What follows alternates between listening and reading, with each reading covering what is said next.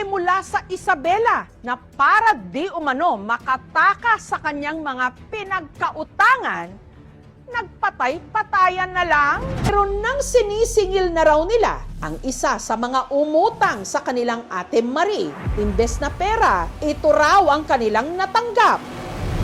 Litrato ng umutang na nakahimlay at di umano wala ng buhay.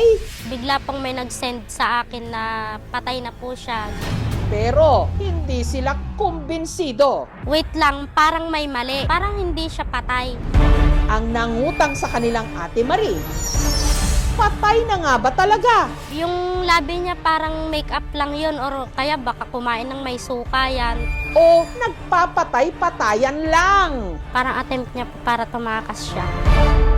Pinagkatiwala po ng kuya ko yung cellphone niya doon sa babae. Hindi niya po makuha-kuha. And sinasabi naman po ng babae kaya po ayaw ibalik yung cellphone is baka po nang bababae yung kuya ko.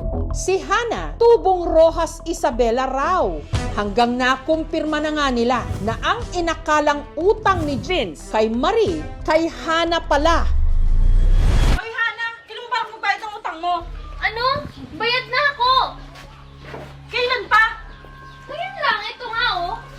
O yan, prueba. May screenshot siyang pinakita, resibo ng remittance na kukunin nga yung pera. Punta agad kami sa remittance. Ang sabi, na-claim na po yung pera. O di na, pahiya kami. Puntahan po namin, sabi ko, nasaan siya? Sabi po sa akin, hindi daw po nila alam.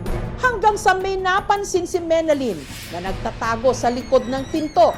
Gulat na gulat po siya, yakap-yakap niya po yung tsinelas niya. Sabi ko sa kanya, pahipo muna, baka mamaya multo tong kausap ko.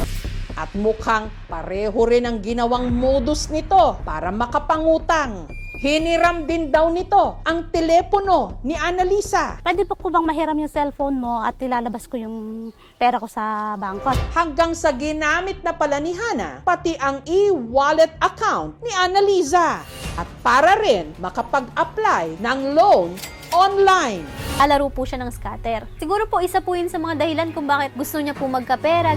Kung titingnan natin yung kondisyon ng ating case, mukhang hindi siya kleptomania. Mukha talagang merong panloloko na gusto siyang gawin para makamtan niya yung mga bagay na gusto niya. Pwede nating sabihin na meron pang ibang mga kondisyon, halimbawa, compulsive lying or pathological lying. Importante, mag-undergo sila ng psychotherapy or support therapy kung tawagin natin. Ang mga red flags na kailangan natin bantayan sa mga taong pautangin natin ay una,